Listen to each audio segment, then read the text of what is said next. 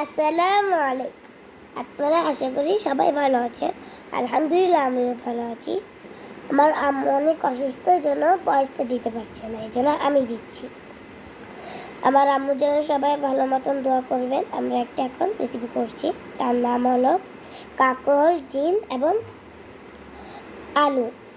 তারপরে যে এটা কড়াই বসে দিলাম, তেল দিলাম, তারপর পেঁয়াজ কাঁচামরিচ দিলাম, জিরা বাটা দিলাম, আদা রসুন বাটা দিলাম, আটা বাটা দিলাম, আটা বাটা দিয়ে দিলাম। এখন সামান্য পরিমাণ আমরা ভালো মতন নেড়ে চেড়ে নিব।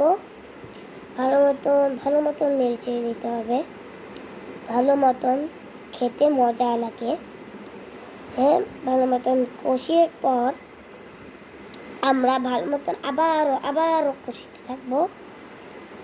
এর যত কষাবেন তত মজা হবে। এখন আমরা শুকনো মরিচের গুঁড়া দিচ্ছি সামান্য মতন, তারপর হলুদ গুঁড়া দিচ্ছি সামান্য পরিমাণ। এখন আমরা নাড়াইতে থাকবো, ভালো মতন কষাইতে থাকবো। কষানোতে এখন আমরা আলু দিব। এখন আমরা ভালো মতন কষানোর পরে এখন আমরা কাঁকরোল দিব।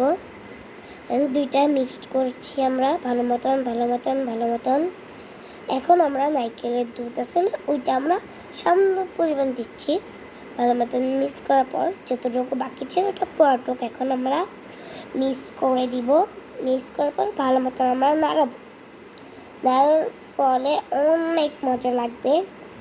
এই যে দুদু করতেই আছে। এখন আমরা ডিমটা ছেড়ে দিচ্ছি।